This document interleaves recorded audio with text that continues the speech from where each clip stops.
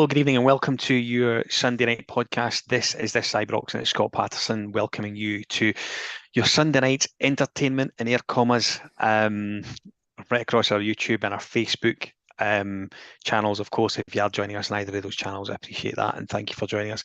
Before I introduce tonight's guest, I'll say a big thank you to our friends at Zenith Coins, who are our partners for the season and giving every Rangers supporter the chance to have their own memorable coin collection that celebrates the club. 5 separate coins available in total, one for the founding fathers, one for Ibrox Stadium, one that celebrates the 1972 Barcelona Bears European Cup Winners' Cup squad, a 9-in-a-row coin, which many of us feel like it was a long, long time ago, including our guest tonight, and also one that celebrates the 55th League Championship win under Steven Gerrard. You can check out their website, allthews.zenithcoins.com. So Tommy will be joining us inevitably, eventually, on the pod. Lots to discuss, and I'm particularly looking forward to what he's got to say tonight. In the first instance, I'm happy to welcome Scott Cameron to the pod. Hi, Scott. How are you? Very good. Could have picked a better Sunday night live debut, but we are where we are, and lots to talk about. Yeah, listen, you're absolutely right. So this is Scott's debut on a Sunday night, debut with me. So go in as hard as you like, I think is the message. If you are checking us out on YouTube tonight, please by all means feed yourself into the comments, and if we can get around to sharing them with the extended audience, we'll certainly make a point of doing that. Scott, we're going to speak about various things tonight. Of course, we'll talk about the game up at Perth in the first instance. We'll talk about what we maybe expect to come, although perhaps not tonight. If it does happen, or if anything happens when we're live on air, of course, we'll share it with you. But maybe bits and pieces that may happen between now and Hearts midweek. Scott, I know one of the things that you've peddled a lot in our sort of group WhatsApp is maintaining distance between Celtic at the top of the league and making sure we maintain 3 points per game up to the break for the World Cup. It ain't going well, is it? No, but today, first of 3, so it was, we had to win. A performance of the standard of the Aberdeen game would have been ideal as part of getting those 3 points. We started off the game positively, didn't get the goal, and then it lost the goal, and then it just went downhill after that. But I think Rangers have to win, but I think there's been a lot put on performances across the course of this season. And today, as the first of 3, I thought today was probably the one out of the 3 I genuinely expected us to. We've got a good record up there across the years. I'm sure they spoke about it in the telly. It's the first time they've beaten us in maybe 12 years or something along those lines. I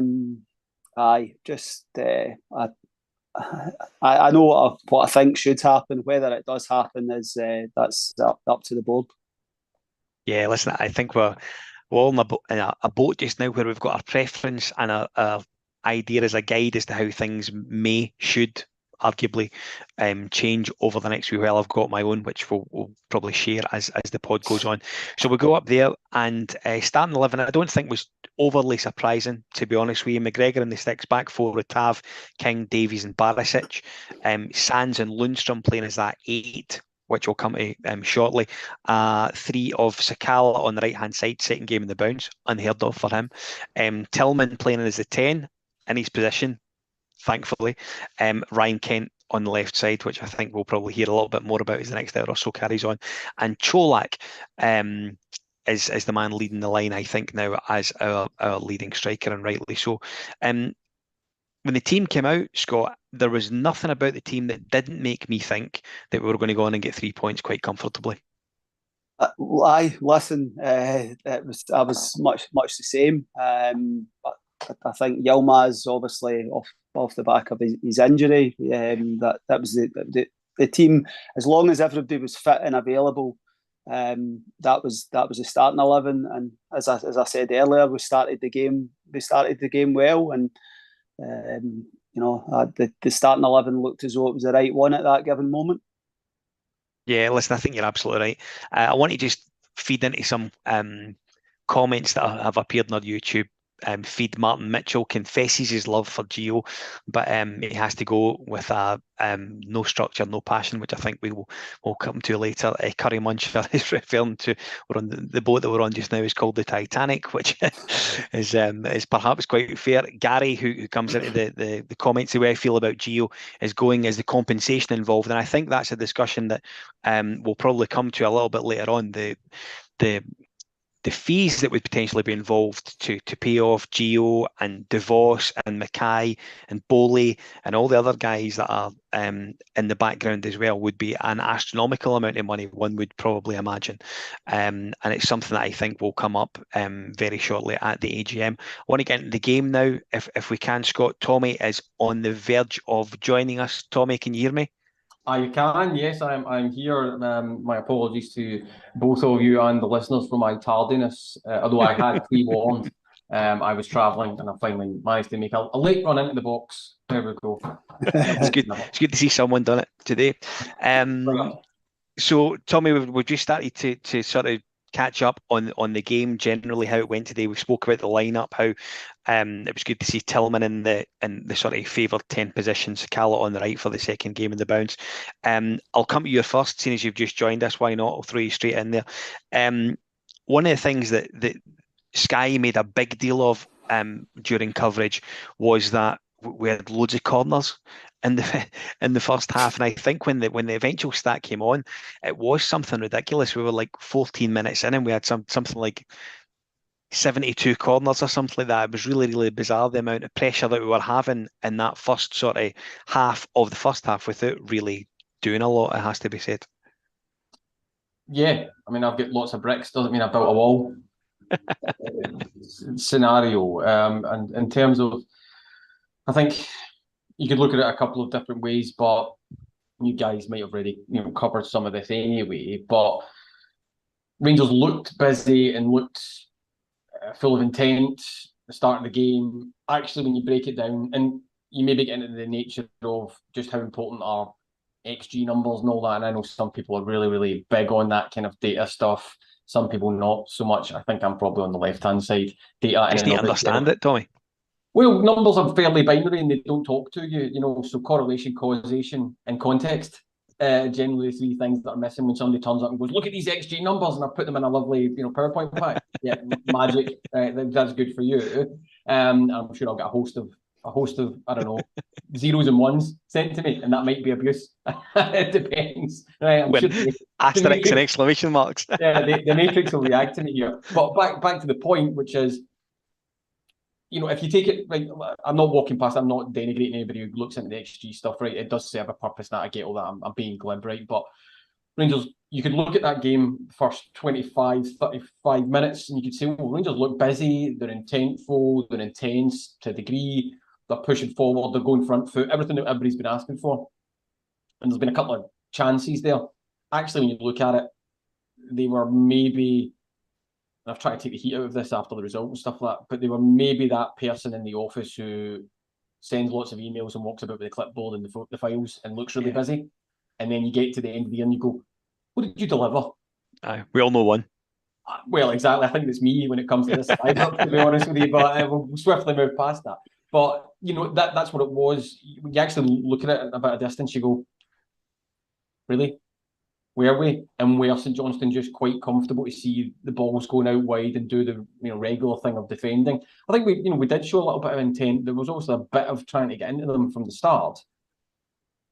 But if that's the best and under pressure side, fighting for themselves, fighting for their managers, fighting to stay in the league title race after being bounced out of Europe pretty unceremoniously, if that's the best that they can conjure up, well, I sense we're back into what might be the thread of this podcast. Curry Muncher jumps into the YouTube chat. Stats mean nothing if the ball's not in the back of the net. XG and all that guff. His quote wins you nothing. It's hard to disagree with that. Scott, couple of chances in the first 19 minutes, 4 in total. I counted. Tillman has a chance with his left, which the St Johnstone keeper makes a bit of an unorthodox clearance before Cholak goes to knock it in. Lundstrom forces a relatively good save from him. Cholak has a half chance when Tillman plays him through, just maybe gets his feet wrong And lastly, Fashion Sakala hits the bar with a header. We did start the game reasonably well in that period of 20 minutes to half an hour, which I think Gio referred to post-match with Sky and indeed with the club TV channel. He did refer to that period of time as being a time when they were on top. Without a doubt, I thought there was a good variety as to the way we were trying to play. We were actually, there was one, I think Lundstrom played the ball into Cholak, and then it was like he made the run to get the ball back from him. You know, it wasn't get the ball wide, throw in cross, get the ball wide, throw in cross. We were actually trying to play through, and I thought Tillman and Lundstrom, particularly the first 20 minutes, I thought they were very, very effective. You get the goal in those opening 15, 20 minutes. You know, we're sitting here tonight having potentially a different conversation, you know, but, you know, we didn't create enough chances, 100% chances. You know, I think that was the overriding frustration. As much as I think we had 17 shots on goal in the first half, 3 on target. You know, and that's no good enough. And the goalie's not had to really work for his money at all today. You know, I think we pass and we pass and we pass, and there isn't a lot of incision. We miss a Hadji, we miss a Lowry, Tillman, as much as he showed signs of positivity, and Lundstrom playing slightly further forward. We don't have enough bravery on the ball, and that's before we even have the conversation about the top creator in the league on the left-hand side.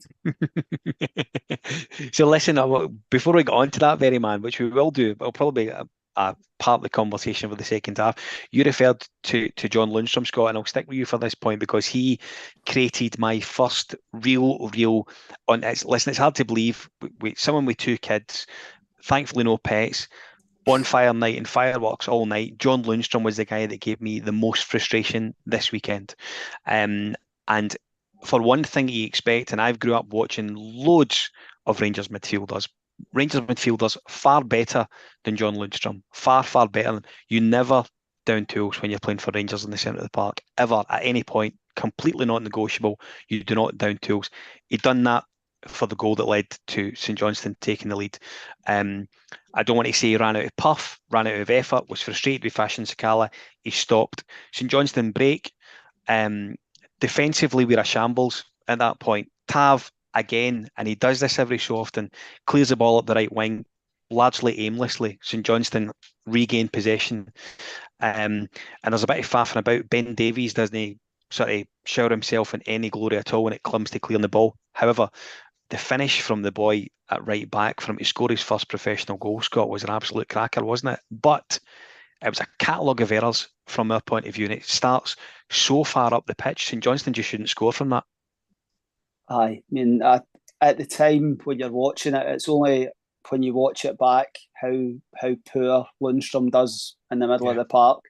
It's totally unacceptable. Tav, Davies, they just see. I'm an old school. Just put your laces through it. Just, you know, get the ball 50 yards up the park, regroup, get your shape, sort of thing. Tav, launch it. You know, and I'm not talking go Mike Bassett 4-4-2 or anything like that, but the art of defending is fairly simple. You know, see if there's any doubt at all, get the ball up the line. Tav's claffs at 15 yards, and then it's just it gets across to the boy. I mean, great strike. I do think Kent could possibly have got out slightly quicker. I was a bit harsh on him watching it back. It's a great strike, but I think Kent could have burst a wee bit to get out. The guy maybe still sticks it in the top bin, but we rarely lose a goal where it's outstanding play from the opposition. It's always a catalogue of errors, and it's generally not just an individual error. There's 3 or 4 of them, and but it starts for Lundstrom and just goes all the way back. But Lundstrom, for a guy that started the game so well, you know, that for me, and I'm digressing a bit, that's no playing for your manager, in my opinion. If you're playing for your manager, you don't give up as easily as that. Harsh that may be, I don't believe that that's a player that is 100% playing for his manager. And he spoke very passionately at the recent press conference, how the players have to own it and all that sort of stuff, and Gio puts the work in. Well, you're on the park. It's up to you to put 100% in, and in that instance, John Lundstrom didn't show it for me. Tommy, in the first half, St Johnstone had done absolutely hee-haw. I mean, Alan McGregor could have sat and counted the apples that he got duking the week before. It was absolutely grim stuff for St Johnstone. They offered nothing moving forward. It was relentless. I don't like to use the word, but it was relentless from Rangers. I think maybe the only thing that you could take from it, it was such a good goal to concede. And I know that sounds really bizarre. It was a cracking effort, but we absolutely contributed to it with 3 shocking bits of play. Yeah, listen, Rangers were in control. Take nothing away, and I think that's the starting point in terms of James Brown. It's an absolutely phenomenal strike. Kudos to the boy. It's a great strike. He must have felt like the boss. As soon as he hit it. I'll leave that one for the comments. In terms of but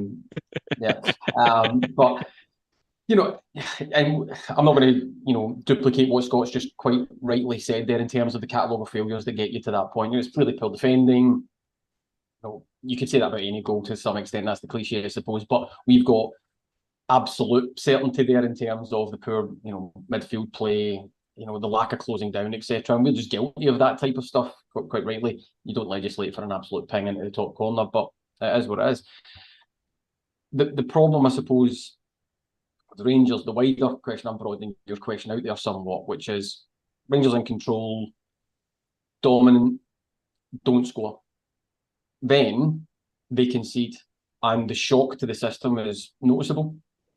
Yeah. And it's a bit of an old trope there, right? But then you're looking for your manager to ring, bells at half time and just get the team G'd up. They actually did come out and try and get front foot again. But I would challenge anybody listening, nobody on this is Ibrox or our listeners, I have to say, who've got a very, very high degree of understanding the game, do hyperbole or gnashing of teeth and wailing. So all those Celtic fans who are watching, please do stay because it helps the numbers, but then jump off. But you're looking for. I would challenge anybody who was at the game or watching at home, and any supporters. Did you honestly, in your heart of hearts, feel that Rangers were going to turn that over? Even when we got one back. I mean, I don't want to jump ahead of ourselves in the game, but and I think that's the important thing for me is all managers, no matter what club, get to a point where the psychology is broken down between them and support and maybe the team, and it's a case of best will and get in there. That's fine. We're supporting you. You can win 3 on the bounce at but he's going to get beat anyway, and that team's not playing for him and lost dressing room and all that kind of good stuff, right? Whatever. Not entirely sure about the loss in the dressing room. However, that holds true sometimes. But unfortunately, Gio and his team they're now in that space. Even if they'd have, and I think I put this on social media anyway, even if they'd have made a comeback and won that game today,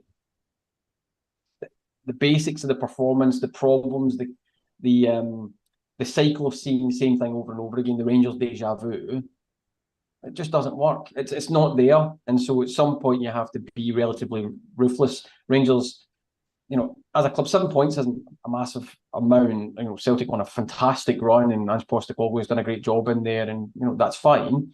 7 points in and of itself is not a great amount. How long do you leave the ship listless? Yeah.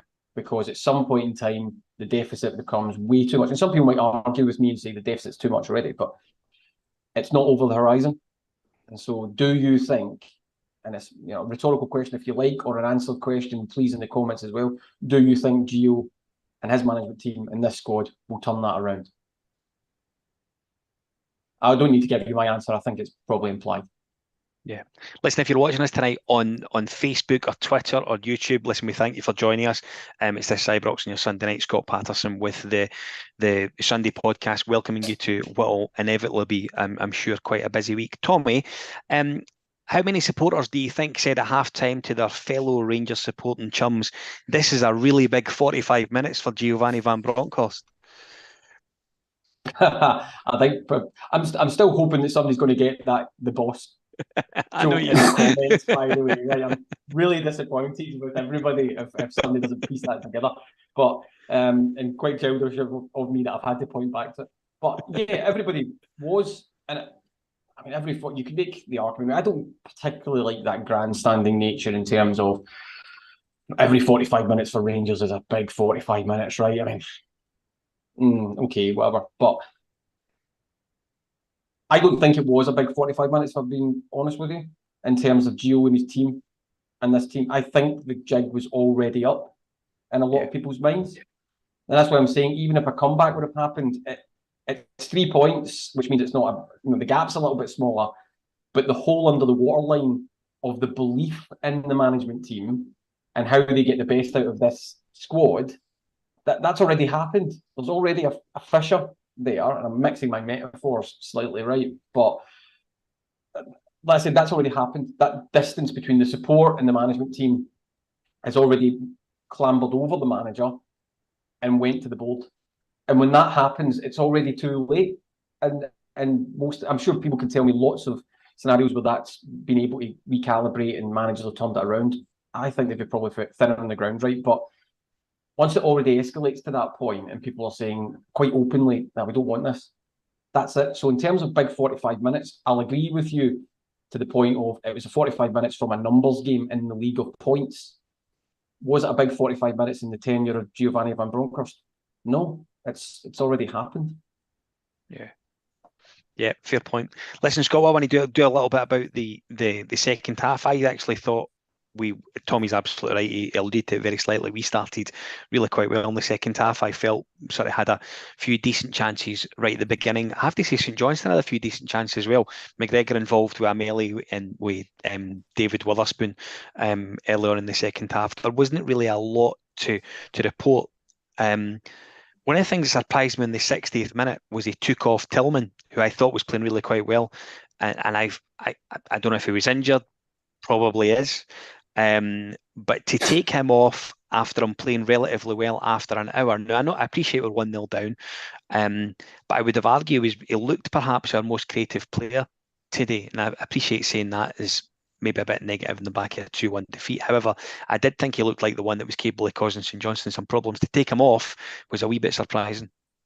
Without a doubt. I think the guy's not really had a proper run, but I thought that was probably certainly away from home. That was as good as I've seen him. Because I think away from home is very different to playing at Ibrox, as we all know. I think I said during the game I would probably have taken Kent off at that point, switched Fashion across to or Matondo over to the other side, but I didn't have an issue getting Morelos on the park, another goal threat. Whether it's the Alfredo Morelos at his best, he is still a player that can get you goals. But Tillman, he didn't look injured on the way off, but that's not to say he's not got some sort of muscular injury, which seems to be the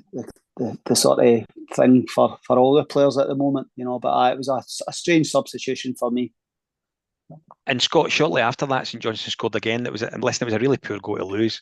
And again, I think the manager sort of referred to just what a poor goal it was. A sort of throw in, they win the ball in the box. Simple cross across from Stevie May, and it is a really clever finish from Nicky Clark, you have to say. But again, defensively, and I listen, we're not going to go in hard on guys that are particularly maybe youngsters. Leon King has been thrown in to that stage just now. Big games every time he plays, and I'm sure he would admit that himself. But he did get sort of tossed around a little bit by Stevie May, I felt, this afternoon. There's no hiding place for him, and I think that this sort of 6-7 game spell, he's came up against some experienced centre forwards, and I think he will undoubtedly be a better player for it. But where we are at the moment, every sort of mistake that he makes is sort of magnified. And again, I echo what you're saying. I'm not going to town on Leon King, but he's a contributing factor in the goal. And, I mean, just to say Stevie May to Nicky Clark goal in 2022, for goodness sake. You know, I mean, this isn't Nicky Clark 41 goals for Queen of the South, and then Ali McCoy's giving him $5,000 a week to come to Rangers, sort of thing. You know, and Ali's commenting about how he's such a clever striker and all that sort of stuff. It was painful. But 2-0. I mean, I thought we would do well to get back into the game. 1 goal down. When it went 2-0, you know, the best we were getting out of that was going to be a draw at the very most. So it was just making things difficult for ourselves, losing goals like that. Tommy, of course, we lose that goal, and one of the sort of I think you spoke in the pod last week about how we see Ben Davies as probably the custodian of that left-sided centre half position. We need a run of games for him. And of course, he came off today.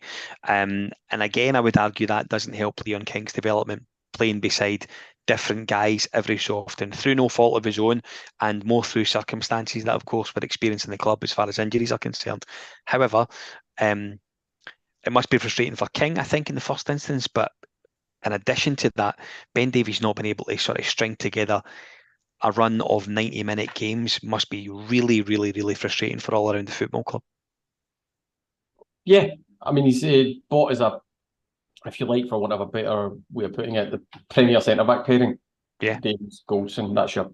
And I think I spoke last week about the corridor of Goldson, Davies, Yilmaz, being an issue in terms of, players out and all that type of stuff. But Davies started today, come back a little bit ring rusty. I thought he played reasonably well, and then has to go back off. You're absolutely right.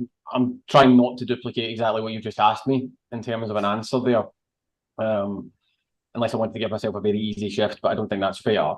So I just say, yes, I agree with you. Move on. But I think the wider point, I just want to flick back to Leon King, and I agree with everything, and I'm not throwing a young player out to, hang them out to dry and all that kind of stuff. But you want to play football at top level? Let me do your job. Yeah.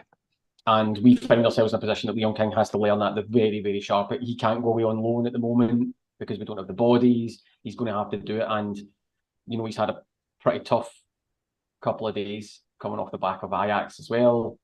Yeah. And then, into that game. So hopefully it stands him in good stead for his future Rangers career and his future career in general. But yeah, if you're in the jersey, I suppose the cotton wool round about you is only so thick. You're in there, you're playing. If you make a mistake, doesn't really matter what age you are. And I thought some of his defending was pretty ropey today, actually. It's logical to point to the fact he's young. Yeah, it's a consideration. It's not an excuse. And so, yeah, they take what's the phrase? Cabinet responsibility for the way that we defended today, and some of the goals were shocking. I think if somebody had said to you, Stevie May and Nicky Clark, I'd be in a CAT scan right now. But they did it, and they performed relatively well. I thought St Johnstone won the game, actually. They certainly got lifted by the first goal and the fact that we couldn't break them down. So I'm not walking past kudos to St Johnstone as well. They set themselves out and did a really, really good job. So we shouldn't be naysayers about that. They performed really well. Their game plan was pretty good, and then exposed some of the weaknesses that we have in the second half as well. Scott, despite us being sort of 2-0 down, we continued to create a couple of chances. Lundstrom hits the post, and Cav, of course, scores our one and only goal of the afternoon, and then Lundstrom again hits the bar with a wonderful effort after that.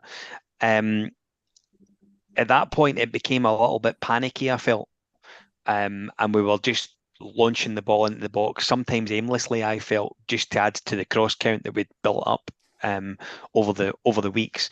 And listen, I have to be honest, I think the second half, when we were that desperate to try and get a point at Perth, which still doesn't ring true when I see it, the sort of fluidity of our game really became very apparent that it wasn't existing. We were just launching the ball from any angle, trying to get that second goal of the afternoon.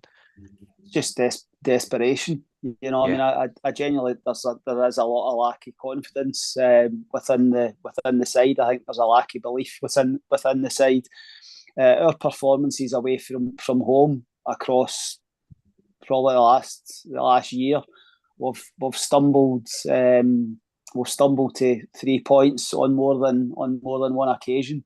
Yeah. But I just think there's the overriding thing. There's a real lack of belief and a real lack of bravery for somebody to actually make that incisive pass. Somebody to go past a man and create the moments that create chances and win games. Because pass from side to side and start throwing crosses in. You know, that's when you know you're struggling, because it's just you're hoping that something's going to happen rather than making something happen. And I think not just today. I think that's happening all too often. Nobody wants to take the responsibility. Yeah, Tommy, again on 90 minutes, and it's something I don't think I've heard it as much. Going back and forward to watch Rangers game is what I've ever heard this season. The sort of chorus of boos from the travelling sport, and it sounds a hell of a lot worse at our own place. Let's not kid ourselves. Again, we heard it twice at Dundee, at Ibrox in the Cup, half time and full time. We heard it at Livingston, deservedly so. There were murmurs of it in the Ajax game. We've heard that again today. I don't think I've heard it as much as I did. And one of the things I put in our chat at the end when Giovanni goes across to sort of congratulate Callum Davidson, his team's efforts, and has that lonely walk up the tunnel that seems to go on for miles, and it's certainly not. As he walks past the sort of his sort of coaching colleagues, Dave Voss and Kerry Bowley was in there as well. There was an element of resignation to the way that they were just sitting there. They almost looked, and I like to use sort of old Scottish, they looked scunnered.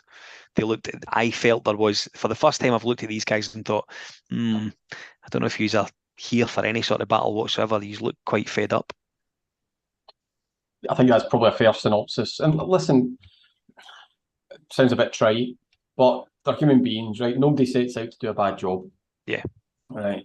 In terms of, they've also been sitting there and saying, and I put all the potential rumours and politics of who backed who, did they get the right players in, come at that maybe at a later point in time. But ultimately, I don't for a second think that Gio and his team haven't tried things, either in the training ground or, and in games. They've thought about the best way to deploy the team. They've spoken to the players. They've tried to get a reaction. They've looked at the analysis. They've done all that, right? Of course they have. They're professionals, right? It's just not worked. And there comes a point in time, and maybe people in the, watchers, yourselves, whatever, there comes a point in time in any job where you've tried everything and it's maybe just not happening, right? And that myriad of factors, right? But it's just not happening for you.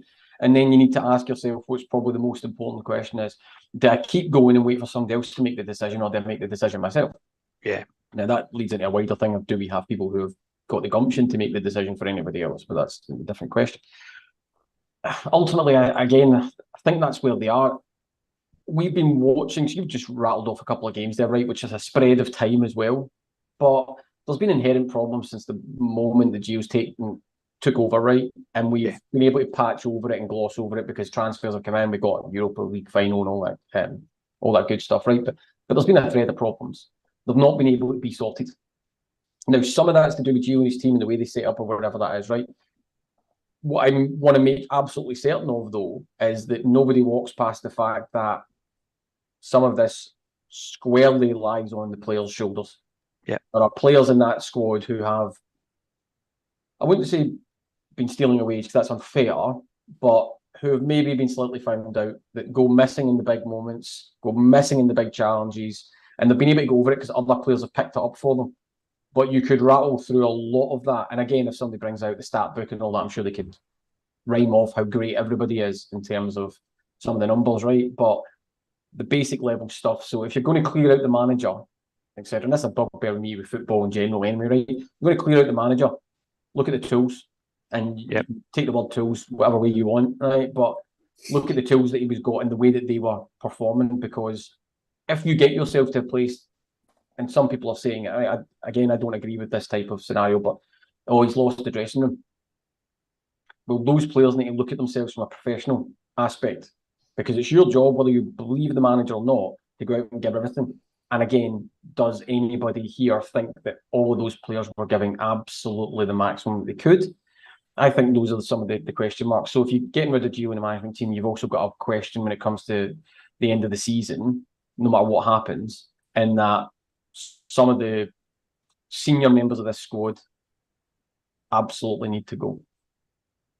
Scott, Tommy's absolutely right. One of the things that do you know where I think it becomes more apparent with time that passes, and we maybe have bad result after bad result. I go back to the first Champions League game across in Amsterdam, and Giovanni said, and I'm paraphrasing certainly, but he stopped short of saying we're just not good enough to compete at this level. To say that with 5 minutes to go, some of the bits and pieces that we get from him post-match, I don't particularly think can feed a confidence through the changing room, particularly after maybe a dodgy result. And that maybe applies to European games, but from a domestic perspective, it absolutely applies. I think they now understand that there was an element of people in and around the club that maybe didn't expect them to do a lot in the Champions League, which I think is a quite sad indictment on the current regime at the club, frankly. However, he said tonight after St Johnstone and said something similar to "it is what it is." I don't know if I wanted my manager to come out and say that after the game, to be honest. No, he doesn't help himself with comments that undoubtedly will come back to bite when results are poor. It is what it is.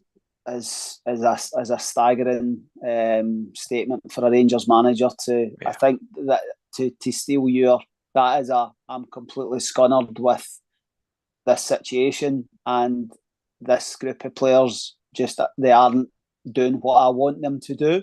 Yeah. That's the sort of long and short of it for me. I think he's potentially he's had his pre-season. He's had 4 or 5 weeks with the squads, pretty much brought in players, whether right ones, wrong ones, whatever you want to say, but players ultimately, and you see it down south, you see it everywhere. Players very quickly down tools is the wrong expression, but if they're not buying into something, they don't do that extra sprint. They don't make that extra effort to get into the box. But I think it's I've said dead man walking for a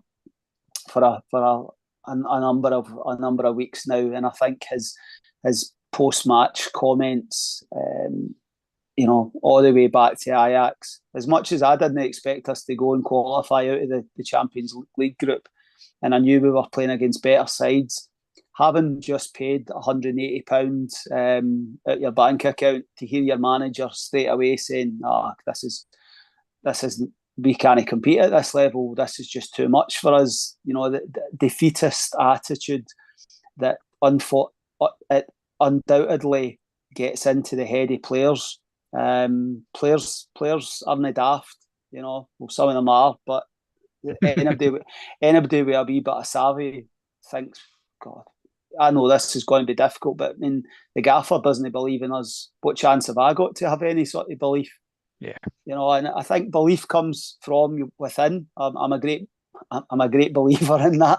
You you have a mentality and you have a belief that you can do things, but the manager has a responsibility to make you believe that you can achieve anything. And think back to what Gio and his players done. They've gave us some of my greatest nights at Ibrox. Yep. And it feels like a lifetime ago. So from that point of view, the belief came from somewhere that they could turn around with 50,000 people at Ibrox. So what's changed across the across the last 6 months to get us to where we are now. A team completely short of confidence in any belief, and a manager completely short of any belief in himself and his players. Yeah, you're absolutely right. Gary joins us on the YouTube chat. Agrees with Cammy, indeed, no place for that defeatist attitude at Ibrox, but I think we do all agree with. If you are joining us on YouTube or Twitter or Facebook tonight, thank you for taking time out on your Sunday to join us. If you aren't following us already, I recommend you do so. We're also on Instagram at This Is Ibrox.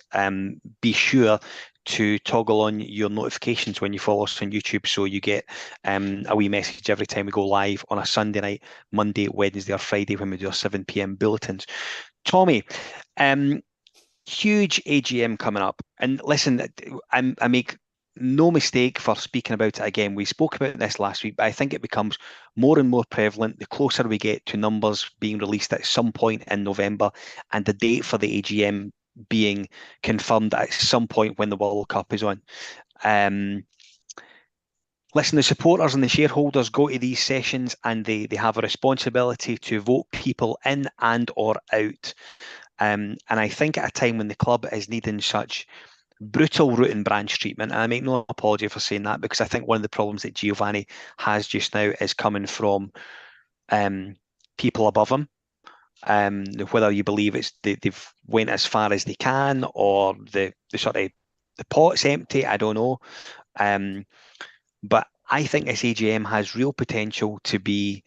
I think someone jumped into the messages earlier on and said that the AGM is going to be a bit of a riot, which I don't think is a million miles away from the truth at the moment. Well, maybe not a riot.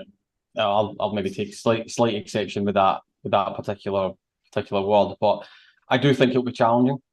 I think there'll be a lot of negativity in the room in terms of how questions are handled, how serious the questions from the fans are taken, and an acceptance, maybe a public acceptance of some of the missteps that this board has made. So, again, there's some good things that the board have done in terms of the club as well. We're not going to slip into hyperbole where everything's terrible and everything's black, right? There is always a balance here, and thankfully on this Ibrox, we're very, very balanced in that regard. But with the accounts, which relatively imminently, I would imagine, to be published, there'll be questions around about the finances, which will circle around in terms of, well, we've got Nathan Patterson money, Joe Rebo money, Calvin Bassey money, CAL, all that kind of good stuff. Although the CAL stuff won't happen in these accounts, that'll be the next one. But Europa League. I think the bigger thing will be more about the structural elements of it, which is, okay, well, if you're going to get rid of Gio or whatever, and we could go into that AGM managerless, which is always a weird dynamic anyway. But let's say he's still in post. That's going to be really tough for him because he's going to be there trying to defend himself because the manager does a segment as well. Not walking past the fact that English is not Gio's first language as well, by the way, and sometimes that actually does matter in terms of trying to deploy things, and things get lost. I'm not giving my bio on some of the negative standing start comments, by the way, but it would be interesting. I think one of the things I'm really looking forward to in italics maybe is hearing from our leader, if you like, Douglas Park Senior, in terms of that out front leadership. Not Stuart Robertson, who's a numbers guy, not John Bennett, who I hope is going to have a different crack at how he interacts with the fans when it comes to media appearances, actually. Not Douglas Park Jr., Douglas Park Senior. Now, you don't really hear anything from him, and it is at the point where tough, formative, structural questions are being asked, and therefore you need that strong leadership. So, like I said, I'm not criticising anybody in that board, but John Bennett took a crack at it in terms of his RTV interview, which was, I think we can all say, didn't land well. James Bisgrove gets wheeled out to obviously talk about commercial stuff. I'm really maybe not in the mood for that, to be honest with you. Still wanting to hear from him more of the crypto stuff that we got ourselves into, but that's a different pod at a different point in time. Who's going to come out and actually do that? Who's going to engage and say, do you know what, maybe there were mistakes made? this is the plan forward, because all we've heard is Rangers are relentless, Rangers are always going to be best in class, Rangers are doing X, Y, and Z. We're not seeing it. So help us understand what your strategy is, and then we can make a decision as a fan base to come on board with you or not. I think most people are probably pretty dispirited by the results on field and disappointed and disengaged by the high-handed manner in which their legitimate concerns have been handled by this board. So curiously enough, and I'm going to stick with you because one person that you didn't mention there, and I suspect it's because of your background, obviously these meetings are ultimately business meetings. They're not football club meetings. So it's not about whether you think a left back's worth the money or if you think Tillman should have been playing number 10 since the start of the season or not. It's ultimately there to discuss the financial side of the business. So no mention for Ross Wilson, and he's someone who's getting it tight amongst the support just now. He won't, I imagine, dodge a flurry of entertainment when that AGM eventually comes. No, actually, I was trying to be kind for once and give Scott something to talk about. That's why I left Ross Wilson. We'll come to Scott. Scott gets his chance. I'd created a gap there in the back line. But no, listen, you're absolutely right. And Ross Wilson will absolutely come in for criticism and questioning. And criticism and questioning are not always the same thing. And I think maybe this Rangers board have treated them as the same thing. Oh, there's a question. Well, that means the fans are against us and we don't need to engage with them. They don't know what they're talking about. Yeah. Listen, people are allowed to ask questions. That's part of the course here, so to speak. But yeah, Ross Wilson vaunted, really good reputation from Southampton, came up here.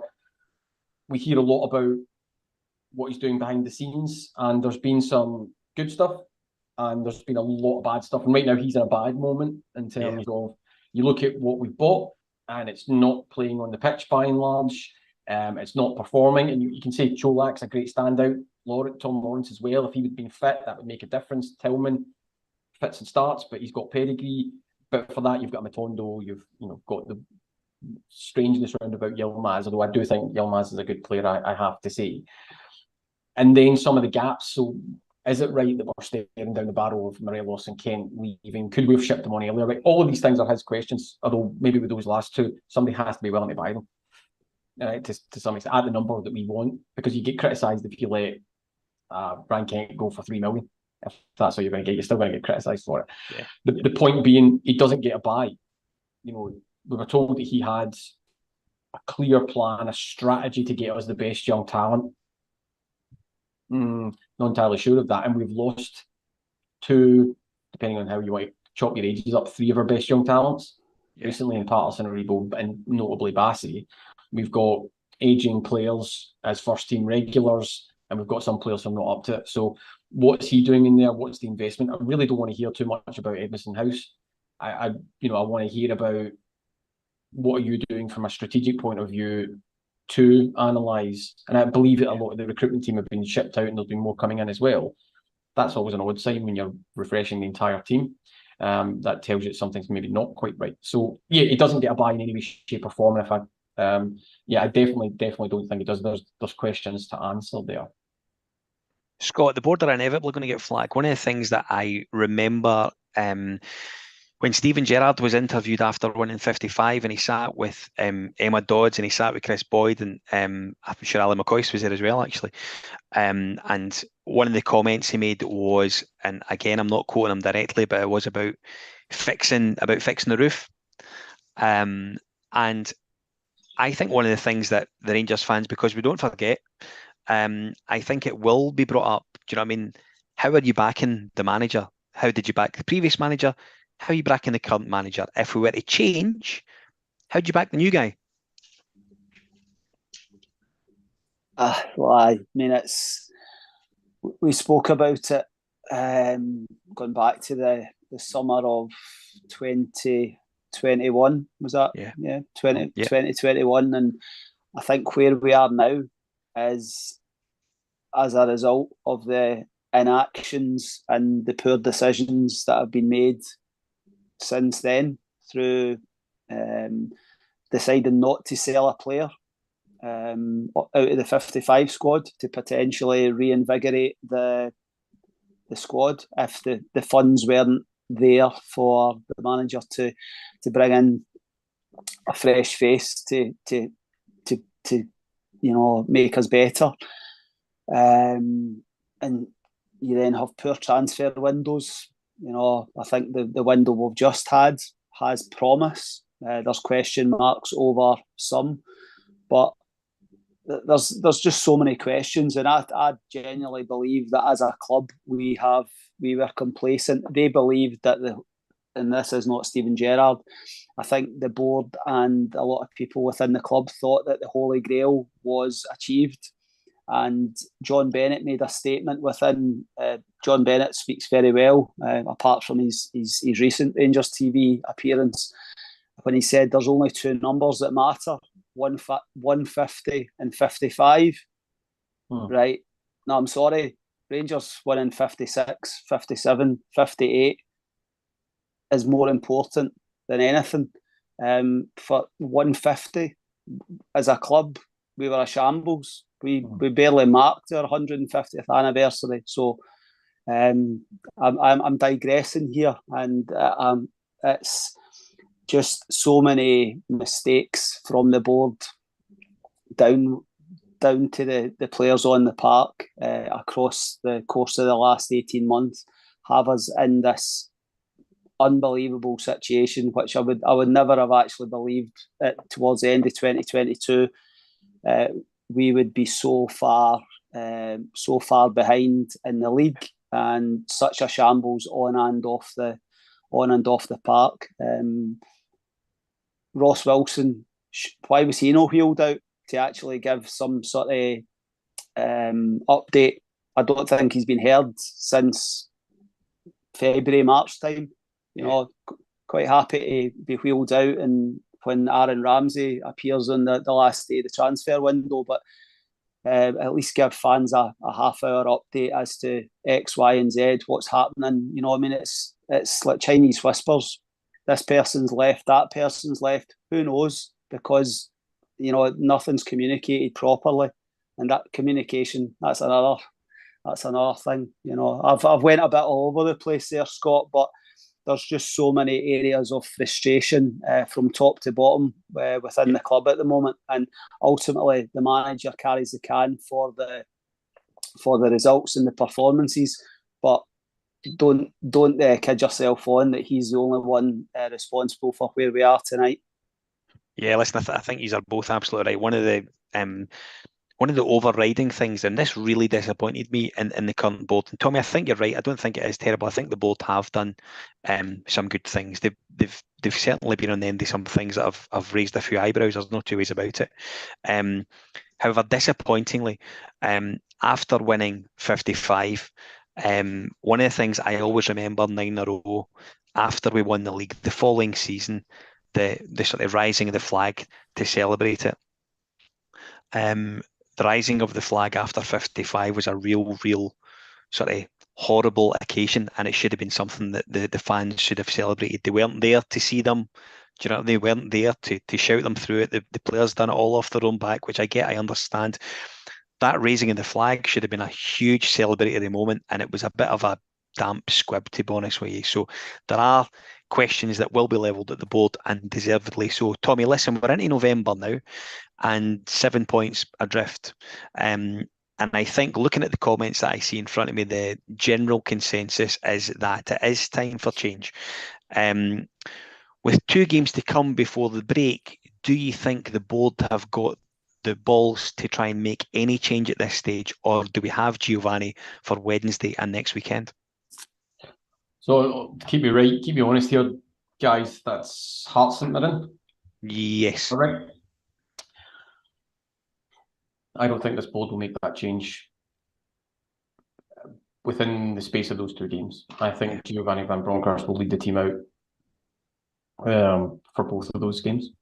I might caveat that with if Hearts come to Ibrox and walk away with points, things might get ratcheted up another level. But I don't think there's a great deal of appetite to drop the axe on him. And would you make the change now, Thomas?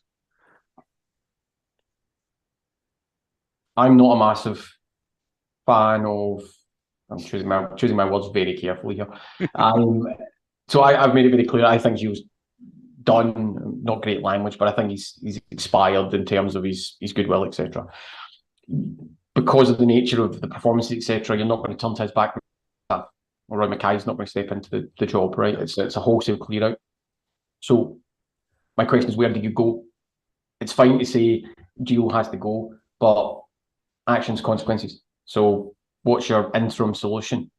And just rhetorically asking, right? Because I don't have an actual answer for that. And I'm sure somebody will drop into the comments a picture of Graham Murty or whatever, right? But all the usual names that come up in terms of Kevin Thompson and all that stuff, or anybody else who's in the wider kind of Rangers pool, if you like. And I know Kevin's not working for the club, but that's my question, because 7 points is not huge.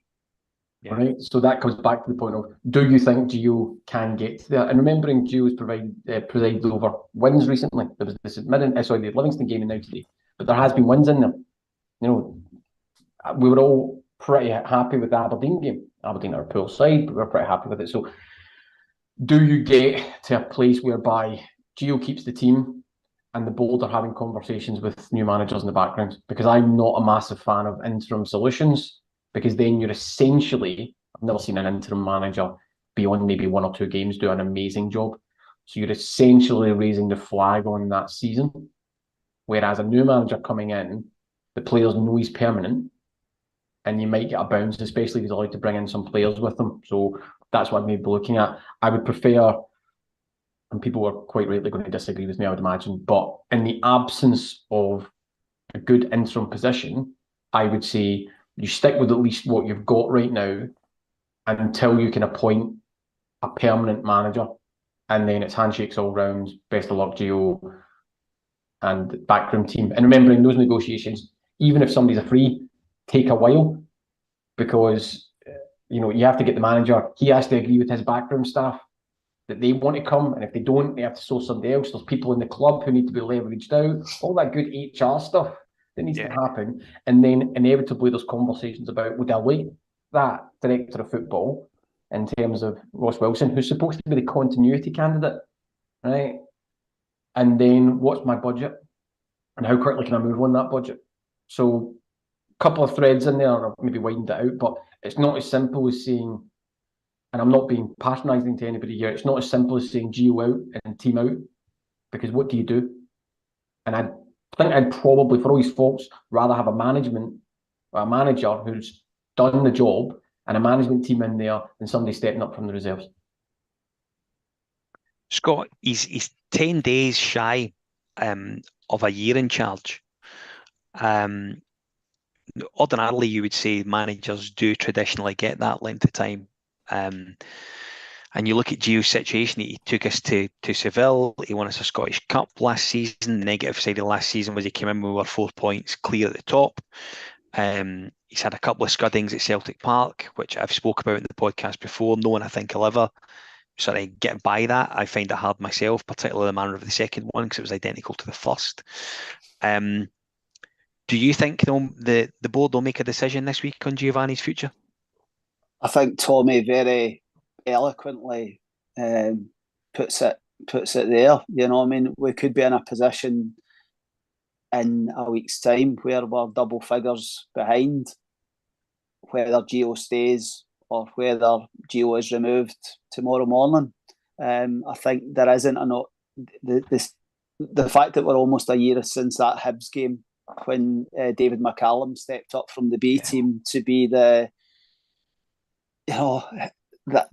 no disrespect to David McCallum and the guys around him, but that's what you would be faced with for the next 2 matches, and that is the reality, because other than Colin Stewart standing at the side of the park with his clipboard, I don't see. I think change has to come, but I think it will be after the St Mirren game before it does happen. The wheels have to be turning at the moment, and I would have hoped, I would expect Ross Wilson to have a succession plan or whatever it may be, sounding out candidates. Personally, I know we still have a manager in situ, but I would like us to advertise the post. It would be interesting just to actually see, what applications that actually came in. I feel bad saying that whilst we do have a manager, but I think after the match I was as passionate as anybody. The manager has to go. The manager has to go. Don't think it happens over the next week. I think the hope is that he gets 6 points across the next 2 matches, and then, as Tommy says, shake hands on the Monday morning after the St Mirren game, and we've hopefully got a plan to take it forward, leading into the Hibs game in middle of December, and the new person has that period to work with the squad. Yeah, listen, I think you're absolutely right. One of the things that I think is sort of harder to admit as well, that we felt like this a wee bit about Ali McCoist. I think entirely different circumstances, but Giovanni Van Bronckhorst was a really good footballer for Rangers. To see him not hitting those same heights as manager is a bit tough to take, to be honest with you. And you never sort of have a go at your own, in air commas, but I do feel it's getting more that way than the other way. Scott, perfect Sunday debut. It's not that bad, is it? No, it's been a tough one, but I'll just try to be as honest as possible. We're all hurting at the moment, but it's been enjoyable, and thanks for having me on, Scott and Tommy. I think the important point was you finished on a compliment to me, Scott, and that's the only important thing. I've still to come to you. That was a good gig. Listen, coming on and doing podcasts after really miserable days, watching your team is a lot difficult than what I think people give credence to it, Tommy. And you were lucky because we let you on late. Somebody's got to come in and raise the bar. Thank you for joining us as always.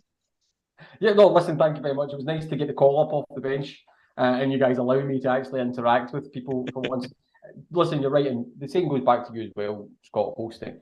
It's always hard when your team's taking a bit of a rough one, and then you do this type of thing, and people in the comments, I'm sure, will appreciate it. You're also very conscious that you're not wanting to give other watchers anything that they can glorify. Tough times happen at every club. It's how you react that is sometimes the most important thing, and I think this has been a fairly informed and quality conversation, and my thanks to everybody in the comments and the listeners as well. Indeed, absolutely. And we should say we shouldn't miss out David Cornish, who's doing all the various technical stuff in the background. So thanks to him. Couldn't give a monkey's about him. Couldn't give a monkey. Thanks to him as always for that. We should say that if you aren't already following us on YouTube or Facebook or Twitter, or following us on Instagram, I recommend you do that. You can also check out our website, all W's, thisisibrox.wixsite.com. If you're following us in there, all our articles, all our match previews and reviews are on there as well. So if you go on, by all means, have a read, leave a comment. It'll be very nice to have it. I can tell Tommy's going to say something, but he'll do it off air.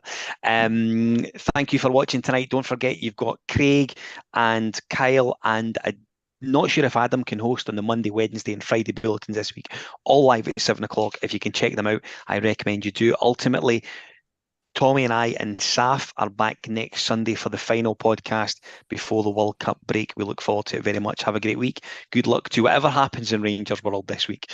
Thanks for watching. Good night.